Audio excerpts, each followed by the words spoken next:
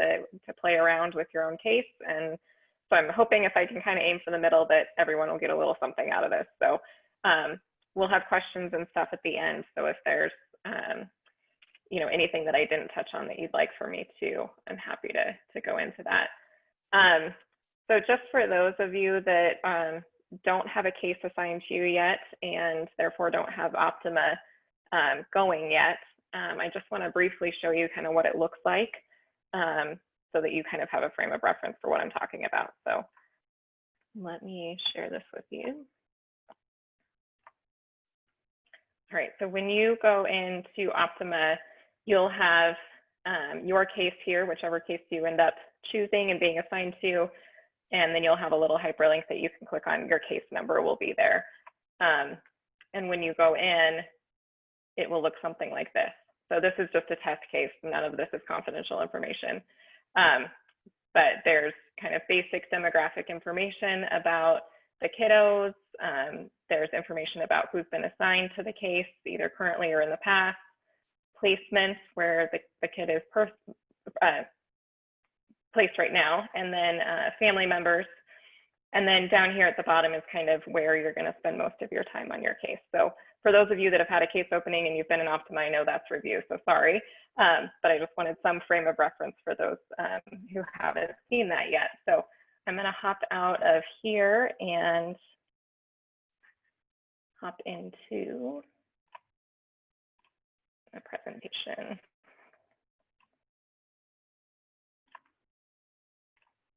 All right. So kind of the goal of this presentation today is to give you some context for why we use Optima, kind of get to the why and the purpose behind it. Talk about contact logs, because that's probably the most important thing that you do in Optima. Show you where you can find lots of contact information for people. And then we'll talk about continuing education hours as well. Like Becca said, reminders that we're going to work really hard to make sure that we maintain confidentiality on this call so that we don't breach the confidentiality of the folks on our cases, but also so that we can use this recording in the future to help other folks out. So thank you for doing that. I'll also go over some frequently asked questions that I get a lot and other SPCs get, and then any questions that you have, I'll leave that open at the end. Sound good? All right, I'm seeing head nods.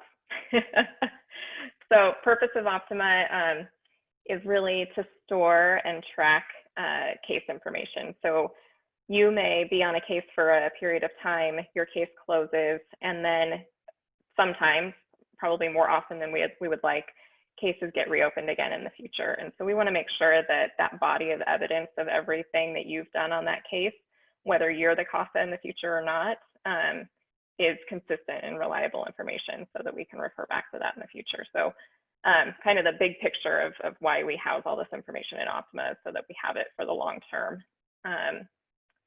Also for keeping track of case activities and training. So, we do a lot of grant reporting. We have other stakeholders, our board members, funders, people that we're responsible to report out to, and it's very important to our program that we maintain a high level of integrity and transparency with what we're reporting. So we track things like how frequently volunteers are doing visits on cases. We track things like placements for the children. How many placements has that child been in over the course of their case? We try to find data points that we can draw some inferences from so that we can talk about the impact that all of you as CASAs have on your cases, that this is a good thing, and therefore people should continue to fund our program so that we can continue to do this. So it's really important that we kind of keep track of lots of information in there. Optima is a data warehouse, so it's just full of information that we can pull. And really we use a lot of that for program improvement as well. So we recently just put together a committee that is made up of board members and staff members who are looking at digging into some of that data to improve certain parts of our program so that we can ensure that we're meeting our mission, that we're serving kids as best we can, and that we're hopefully making some positive headway in the child welfare system. And then finally, the purpose of Optima is to communicate with your SPC or your PC as well. I always tell the folks on my caseload when we do case openings that, I have some people that communicate with me very frequently, that I talk to them every week, and I enjoy that. I like talking to people on the phone about how things are going. And then I have other folks that I don't talk to hardly at all, other than what's in their contact log, and we talk about court reports, and that's kind of it. So Optima is a really great way to communicate what's going on in your case, so that your supervisor knows that you're working your case, things are going well, that you don't need any support or resources or anything like that. So contact logs is where you do that communicating. So down at the very bottom of your screen, when you get into your case on Optima, it'll always pull up to contact logs first. You probably know that you can add contact logs with this little green button. And the way that you know that you're communicating with your SPC is this status list here where it says pending currently for all of these. That's because there's no SPC or PC going in and checking Becca's fake contact logs on her fake case here. So these will say approved when the supervisor has gone in and looked at them. And then having all of the contact logs here really provides continuity of information for future cases. So when we get those cases that get reopened, it's really helpful to be able to go back into what the past CASA did on the case and see what kinds of services the family was getting, see what concerns they had at that point in the case, and maybe you have similar concerns now as the case has been reopened. And then it also helps to keep the information organized for your court reports as you're writing them. I like to keep my notes, if I'm in a family team meeting or on a visit or something like that, I keep notes just in a little journal, and then I'll go in once a week and kind of put some stuff in Optima for my case. But that way I can go in and remind myself of, oh yeah, I also had a text with mom, and oh yeah, I also reached out to the caseworker this week. And so all of that kind of ends up giving me a good picture of the activities that I've done for that period of time. I also like to look at the list of dates here as just kind of a check for myself of have I been as active as an advocate this week as I should have. If I look through my list of contact logs and see, gosh, I haven't reached out to the school for 3 or 4 months now, I should probably do that. I should probably check in. So it's just a nice kind of reminder for myself if I'm putting things in there pretty frequently. Also, when you go to write your court reports, you can click the View Notes button, and that will pull up all of your approved contact logs all in one spot, so that you don't have to drill into all of your contact logs with the magnifying glass, especially if you're trying to find something that is in there somewhere. That just makes it a lot easier. And really probably the most important part of having really good contact logs is to give you credibility in your court report. So when you are making recommendations to the court about services or placements or removals, things that could have a big impact on the case for the child or children on your case, you need that contact log list to really show the judge that you know what you're talking about. If you are making big statements, especially if you're disagreeing with the caseworker or the GAL, which you absolutely can disagree, if you're disagreeing with something about, big, like a removal or a placement or services that the family needs, and your contact logs for a 3-month period from the last hearing to this one, if you've got 3 or 4 contact logs in there, the judge might not take that very seriously. They're less likely to really heed your recommendations if your contact logs don't show a real high level of activity and involvement in the case. So that's kind of the big why behind contact logs. And then I just wanted to spend a second showing you how to copy contact logs into court reports. This is probably one of the most frequent questions that I get is I'll get a court report and the CASA will say, I couldn't figure out how to get the contact log in there, can you do it? And I'm always happy to do it, and your supervisor is always happy to do it as well. But I just thought I would take a second just to show you how we do it in case you want to try it on your own. So when you're in your contact logs, you're just going to include the contact logs from the last hearing to the most current date. So you're just going to highlight. You start up here by your name, you highlight down and then over for as many dates as you want to include in there. And then once it's highlighted, you click Control-C to copy that information. And then in your report, you open up your report under the contact log list and put your cursor there, click it, and click Control-V, and that will paste that in. You'll notice that it'll be too big and it will run off the side of your Word document, and that's okay because you're going to go through and you're going to delete a number of these columns because you don't need all that information in there. And the information is right here for how to do that. So you hover your mouse over that column and a little down arrow should pop up and you can highlight that whole column and delete that out. So that's just the little tricks about how to do that. But like I said, we're always happy to help put that in too. If you just can't figure it out, that's okay. So the other kind of big purpose of Optima is so that you have access to all the contact information that you need for your case. So for family and placement information, that is always on that kind of home page within your case. If we have contact information for the placement, a phone number will be listed here under contact info. Often when you open a case, your SPC or your peer coordinator might not have that contact information just yet. So if this is blank like it is here, that's a good indication to you that you should reach out to your caseworker or GAL to get that placement contact information so you have it. And then same with the family. We oftentimes don't have contact information for family members, especially when we first open a case. And then once you start working your case, you are going to have way more information like that than your SPC or your PC will ever have.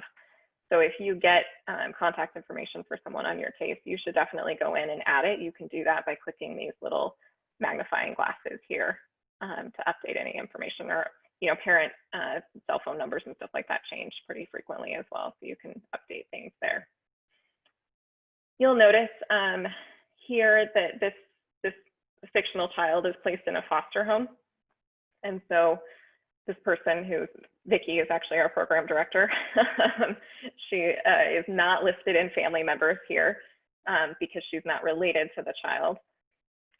So when you drill down into associated parties down on the tabs, you'll find that any foster placements or kin placements, like a family, not a family member, but a friend of the family, those people and their contact information will be listed under associated parties.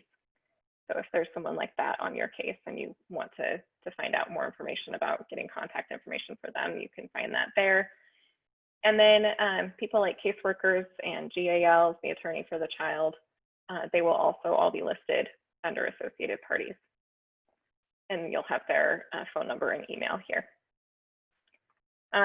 Just a word of caution, you'll probably also have the parent attorneys listed in the associated parties tab. So when you're looking for the attorney, the right attorney, the GAL to contact, make sure that you choose the one that has child selected and not family, because I can't really think of a situation where you would want to be reaching out to the parent attorney. And then finally, for storing contact information, excuse me, for storing contact information in Optima, there's also the address book. So when you first log into Optima, that first dashboard page that comes up before you even go into your case, it has this little button called address book up here. This is attached to you as the volunteer. This is not attached to the case. So when this case closes, you'll still have access to all of the contacts in this address book. And people that I would suggest adding to this address book if you want to use it are people like therapists, teachers, if there's other service providers coming into the home like Keep Services or Maple Star or Days, something like that, people that you might want to contact, you can add them there. If you want to hang on to the GAL or caseworker information even after the case closes, you could also add them to address book so that you have that, but that's totally optional. And then finally, on that same dashboard page that you first come into when you log in is a tab up here for training logs. And I wanted to mention this just because we are kind of coming up to the end of the year here. And we'll start kind of sending out reminders and stuff saying, hey, make sure your training logs are up to date, because we do have that requirement of 1 hour per month of continuing education each year. So you can go here to put your training logs in. You click the little green add button, just like you would for contact logs. And you may find if you go in here and you've never been in there before that you have some training logs in there already, especially if you've attended things like Coffees and Conversations like this, or other CASA trainings, because Becca is kind enough to go in and put all those hours in for us when we attend. I have a question about continuing ed really fast. Does books count? Do books? Okay, cool. Yeah, on our website, there is a list of books and movies, as well as a guide on how to put the hours in for the books, because you're not gonna log all 10 or 20 hours, however long it takes you to read that book. So that's all listed there. Where is that listed? I'm sorry. On the CASA website, Okay. I could show you. Can you see my whole screen or just the PowerPoint? You can see, okay. Make sure I'm. So on our website here under info for advocates, and then continuing ed. Okay, great. And then down here at the bottom, there's a book and movie list. That help? Yes, it does. Thanks a lot. Okay, yeah. How do you know if Becca's entered them? Do you just go and look and see if it's already there?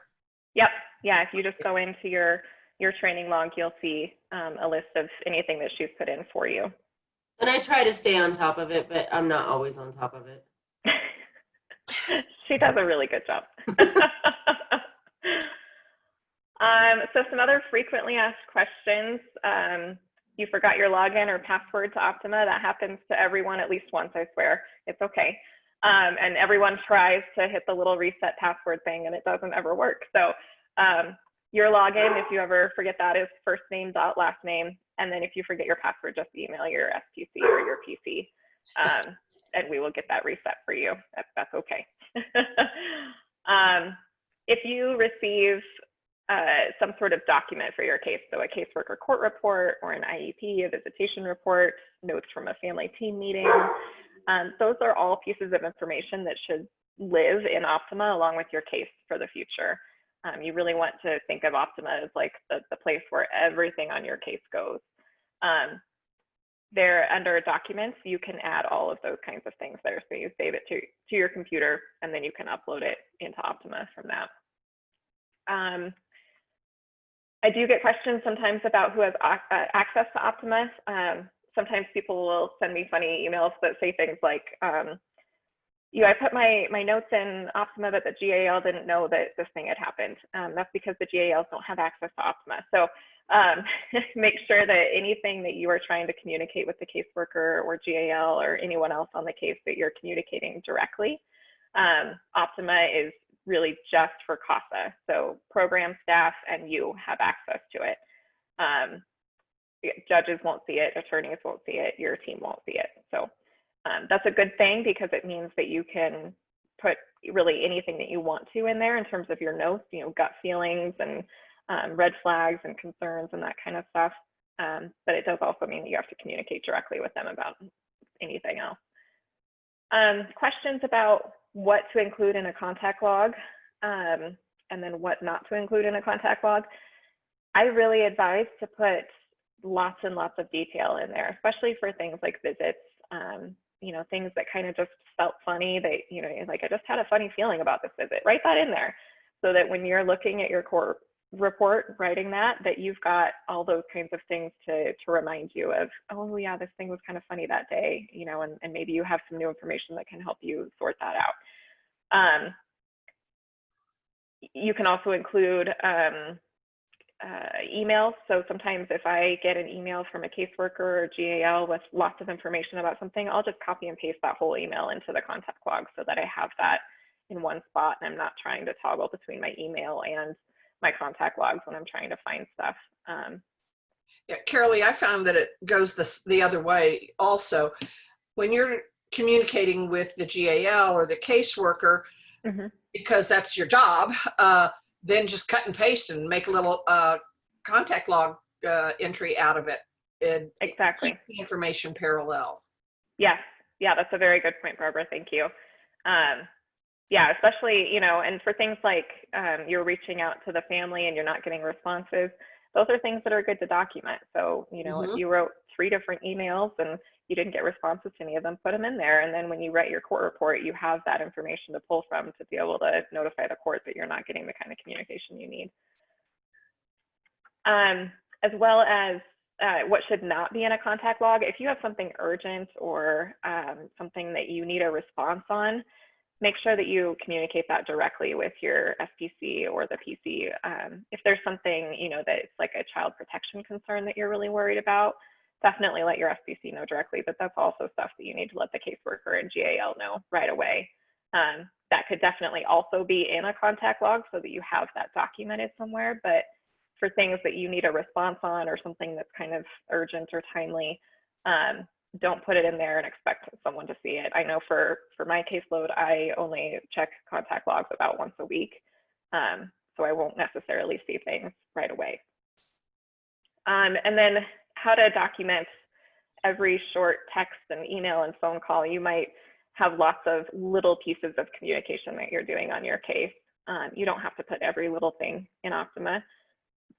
I'm not going to put every 30-second text that I have with a caregiver on the case in Optima, but I might go through my texts after a week and just see, well, okay, I had quite a text thread over the course of that week. I'm going to put 10 minutes in Optima just to kind of summarize. This is what we were talking about over the course of the week, especially when you're scheduling visits and things like that. But don't feel like every little thing has to be in there.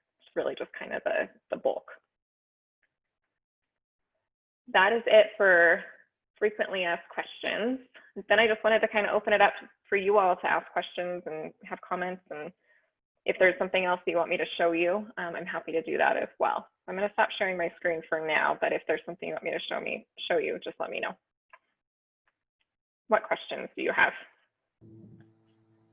Carolee, you said something to me, and I don't remember this from the last time, about how like there's a section there for notes, right? For us that aren't going to get recorded. It's like our own personal observations. Can you show that one more time? That's the contact log. Okay. Yeah. So kind of all of your thoughts, your feelings, your observations, all of that goes into contact log. So we're good to put it in there on and when we do the court report, like that's not what's getting copied over in those notes. Correct. Yeah. So when you write your court report, you'll pull out, the most important information that you need and write it in a much more formal way than you would in your contact log. Perfect. I just want to make sure because I was like, is there a special section that I'm not copying over? And Nope. I couldn't remember exactly. So. Yeah, the only thing that really gets copied and pasted is just the overview log that shows dates and the activity that you did, but not the content of those logs. That's a great question. Thank you. What else? Heather, I had a question. Yeah. When we're going to interview the GAL, caseworkers, any other service providers, that sort of thing, is there some sort of question template to get us started, like the things we should be asking? I guess the best thing that I would point you towards is either the investigation planner or even the court report template, because a lot of those questions are good questions to be asking them. So questions about permanency, the safety of their current placement, things about educational advocacy, health advocacy, all of those kinds of things are going to be covered in both the investigation planner and the questions that are in the court report template. Thanks. So when we go to interview them, that say we get assigned to somebody and there's a gal and I call him or her, do I just start going through the court report template saying, so what's been going on for health services? What's been going on for education? Am I asking open-ended questions like that, or what do they expect? What's the expectation from the professional's perspective? I think it's really going to depend. So are you assigned to a case yet? Have you started a case yet? Not yet. No. Okay. So once you get a case started, you'll have a case opening meeting with your SPC. And then after that meeting, they will send an email with you on it to the caseworker and the GAL to kind of get that conversation started for you. And if there's any missing information that they don't have when they start your case, like a placement information, address, or a phone number for the caregiver, or phone numbers for parents or things like that, at least I always try to include that stuff in that email that I send to the caseworker and GAL right off the top, so that you don't have to worry about that. But then once you get going, I would leave it really kind of open-ended at first. If you're starting a case that's a pretty new case to both the caseworker and the GAL as well, they're not going to have all the answers yet either. So, I would kind of start with what were the big things that caused this case to be open at all, and really start there. So what are the biggest child protection concerns that are on everyone's mind? Is placement right now a concern? Just kind of the if you think of like Maslow's hierarchy of needs, making sure that they're safe, that they're cared for, that they've got a sober and protective caregiver, all the kind of basic needs are being met. And then you kind of work your way up towards, okay, when was their last health and dental visit? What school are they going to? Because I want to reach out to the school and talk to them about how they're doing, things like that. But I wouldn't start on day one with those questions, because you kind of want to get a feel for what's going on in the case first. Does that help? Yes, very much. Okay, good. Any other questions? Hi, Carolee, Barbara again. Yeah. Send me that page about attaching contact logs. That seems to be the single biggest, I can't do this. And that includes me. I would be happy to send that. And initially, Optima did not like people who use Macs. It really didn't like Macs. And we fixed all those problems, but people like me get lazy and they say, oh, it's a Mac, I'm not going to bother. So please send that one around. I will send that. And if I could add to Stephanie's information, one of the things when you're first starting a case, Stephanie, you're building that relationship with the GAL or the caseworker. Always end by saying, and is there some special area you think I could be helpful to you in?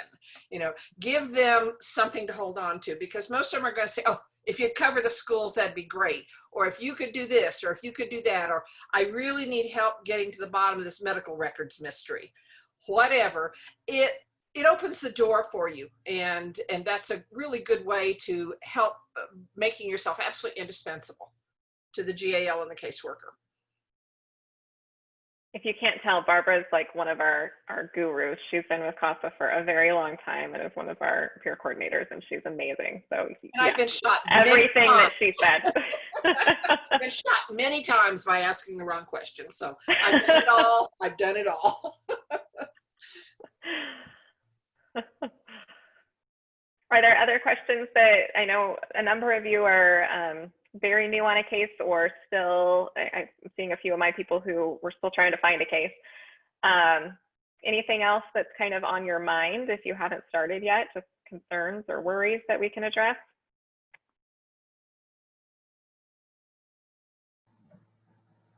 I just from a general concern, like speaking for my wife, who is a very detailed person and I am not,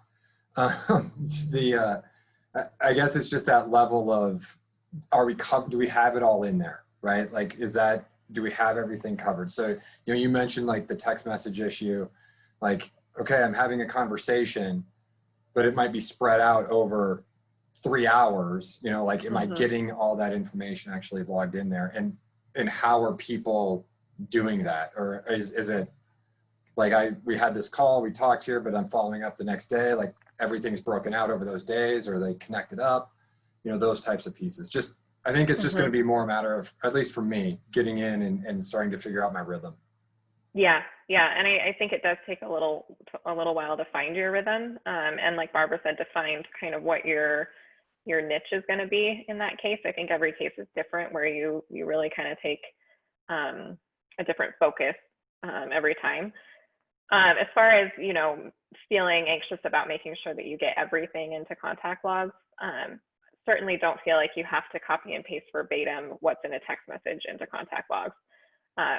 Just kind of, you can summarize, you know, this was the general gist. We talked about scheduling a visit, and or we talked about scheduling a visit and the parent was really defensive and took a long time for us to finally get there, or they really didn't want to meet with me, or, you know, whatever it is, just kind of the overall gist, so that you can keep track of that, but don't feel like nothing bad is going to happen to you if, you know, if you don't have every verbatim thing in there. That's okay. And you can assuage Elisa's fears of that as well.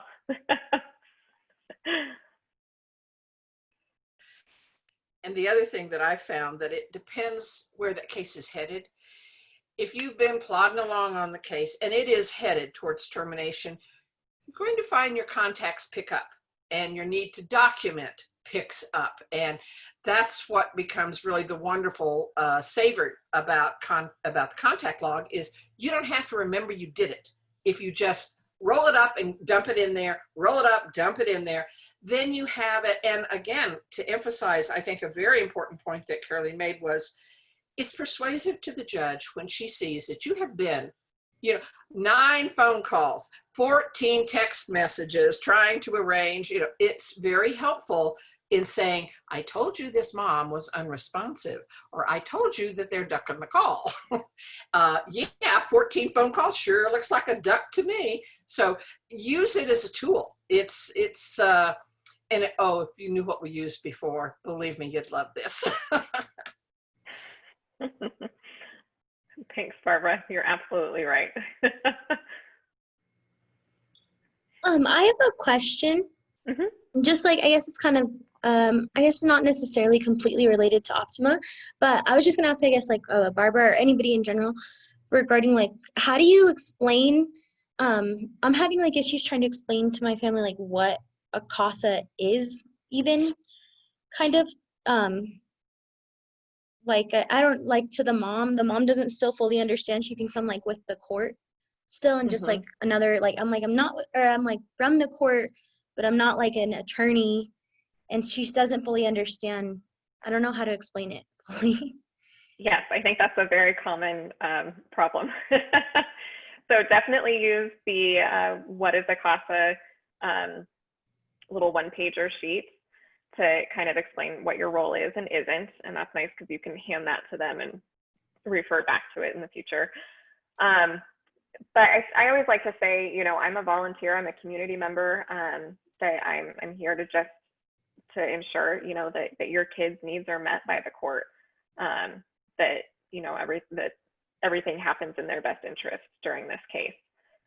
So yeah, you can explain that you're court appointed, and that's what gives you, you know, a release of information, and that's what assigns you to the case. But you're not an attorney, you're not a caseworker, you're not employed by anyone. You're just there to ensure that the kids' needs are met. Okay. Yeah, and sometimes I know even I've been on my case now for about 6 months, and the parents still get very confused about who I am and who I'm not, and I think it's just kind of normal. You know, they've got so many different people coming in and out of their world that it's a lot to keep track of, and a lot of services and service providers, and you're just kind of, to them, you're one more person that they probably don't want in their life. So they're not going to work real hard to figure out who you are either. Okay. Barbara, did you have any sage words of wisdom about that? Well, other than you're exactly right, they don't want you there. And it's only when you add value to them that they will become more open to you. To me, the most important point that I like to emphasize is I'm not here to take sides. I am an extra set of eyes. I answer to the judge when she or he has a question. And if I've seen something that I can answer that question, that's my job. And my job is to help your kid get what he or she needs and to make sure that this experience, as unhappy as it may make you, has the ability to deliver some positive results for you and your family. And, you know, I think you have to keep him sight. I'm not here to take sides. I'm not here to make a judgment, but I will tell you what I think. And I will tell you, because remember, this is not an Easter egg hunt. Nobody should be looking for what you think in your court report or in your interactions with your family. They need to know where you stand. I think you need to do a better job supporting your kid in school, or your kid needs a little more help, and here's some things you can do to help them. But you're not here to make judgments. That role has already been assigned. Someone's already sitting in that chair. And so I think the minute they get the idea that you're there to help the child, not necessarily the parent, not the county, not the attorneys, to help your child get from this system what will help make their lives better, and try to deliver value so that you're not having to say, here's what I do. They say, oh, it's the CASA who told me how to get my kid a Cub Scout uniform. It's the CASA who told me how to get some additional computer support for my poor kid that's struggling. You will get rid of their fears and concerns more by what you do than by what you say. Beautifully put. Thank you. Thank you.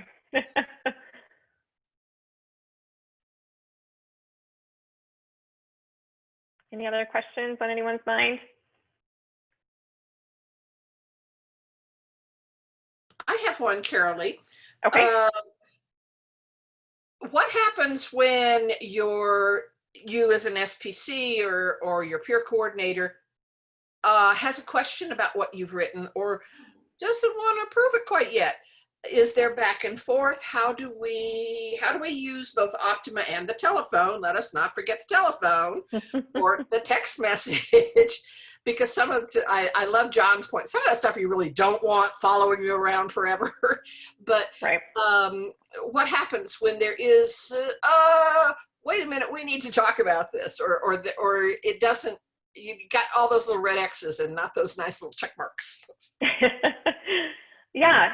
So, you know, if I ever see something in a contact log that I'm wondering about, or I need some more information about, or I'm thinking, oh, I wonder if the CASA knows this and this other piece of information that they should have, you know, something that they should keep an eye out for or watch out for. Or if I have a resource that I think would help whatever the concern is that they're talking about in their court report, I usually send an email right away and just say, hey, I just saw your contact log and here's some thoughts, or can you tell me more about this? Or it might be a phone call just to talk it through, especially if something kind of funky happened, just to make sure that you as the CASA are getting the support you need, and you don't feel like you're out there on a limb all by yourself. So really, you know, it's my goal to always be there and make sure that you're getting resources, and I'm trying to be proactive about getting you resources before you even ask for them. So Barbara, does that kind of answer your question? Yes, it does. Thank you. And I think the one question that I thought was really interesting is, when do I put in the contact log, and when do I pick up the phone and call my SPC? And again, it's a judgment issue, and it's how lost do I feel? Do I need a different roadmap? Let me tell you, the time I was parked in front of the apartment and there's a no contact order between the dad and the kids, and I've already knocked on the door and nobody's come, but I know they're home. So I go back to my car, I'm going to call them on the phone, and I see the dad climbing out of the window. Okay, that is not a contact log. That is a, oops, I think I better call someone type of thing. But it's really just experience and confronting some of those weirdo situations that'll help you. And you've got the best thing going for you, which is you got a brain, bring it and use it to make a decision that, Gee, a guy crawling through the window. Ooh, I think that's a police call.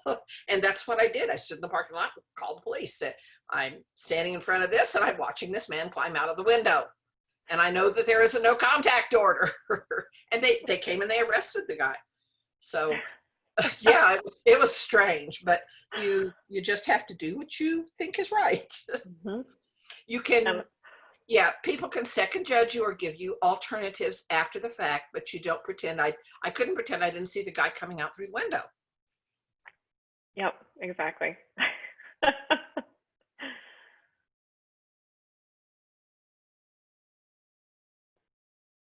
All right. Anything else?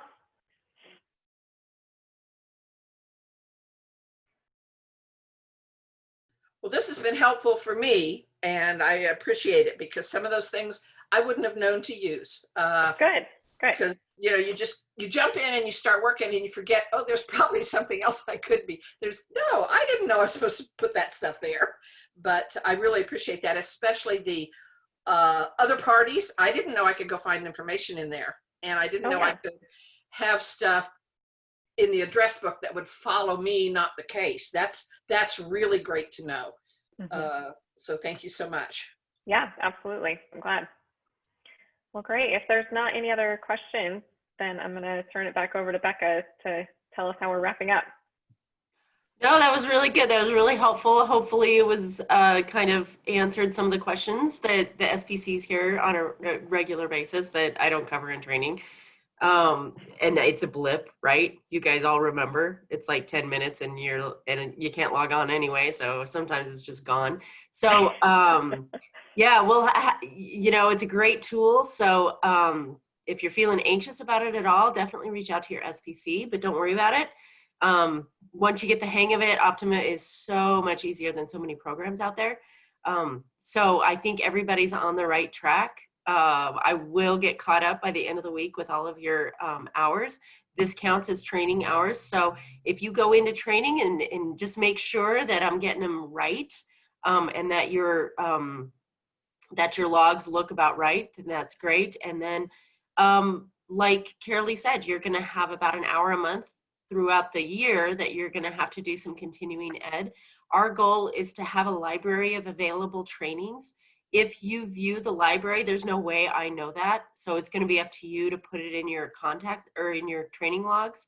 If you view something like this, where I'm present, I can see, I can write down your name, then those are the ones that I go ahead and put into Optima for you. So yeah, thank you all for being on this call. Hopefully it was helpful to you. And if you feel like you're in over your head and you want to view this training again, it'll be available. And Becca, if I were to, what would be the best way for me to send that information about the copying contact logs into court reports? You want to send it in an email? Yeah, can we do that through like the newsletter or something? Would that be easiest? Through Constant Contact is what you're thinking? Yeah. Well, we can talk later. Let's talk online. Oh, okay. I'll end the recording now.